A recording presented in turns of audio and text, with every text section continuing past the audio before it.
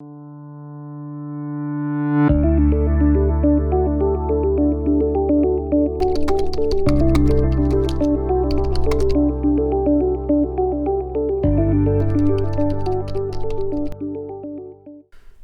basically have a different entry mode approach in Asia, for instance, as compared to Europe, where we are based and where we started. In Europe, we operate along the value chain, from selling to producers, selling through distributors, and selling services with our products. That is basically not realistic in Asia because of differences in legislation, languages, culture, and so on. Commercially, there are few barriers. That is the good thing about our industry. In Asia, we have chosen to cooperate with strong manufacturing partners who can take care of the differences in language, culture, rules, and regulations because that is their core business. They can benefit from our innovative technology and European quality image. That is very important in Asia. So that is how you can create a win-win situation. But we cannot take control of the distribution or the service side of this story.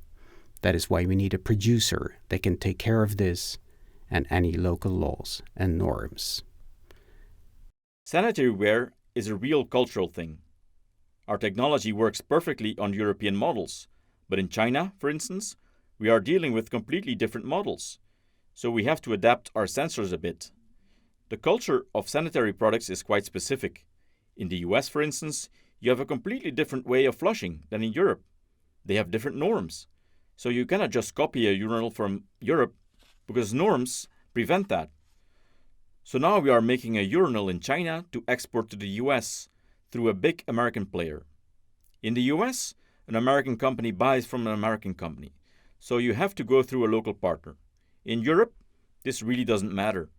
In China, they prefer European products and technology because it is an important selling point. That's an advantage. In the US, you can't do that. Sanitary products are very culturally determined, so we buy dependent upon the local market requirements. The ceramics for the US are made in China, while the European products are sourced in Turkey, Spain, or Hungary. What struck me in Asia was the preference for new technology. Here in Europe, that is less the case. Companies are much more cautious and reluctant to try new things. In Asia, they have a more hands-on approach and will embrace new technology. They will try new things. If it doesn't work, they will cast it aside. But if it does, they will take it up much more quickly.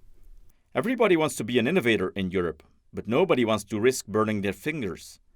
While in China, they say, let's go, we'll try, period. Chinese companies also look at you more like a partner to grow together.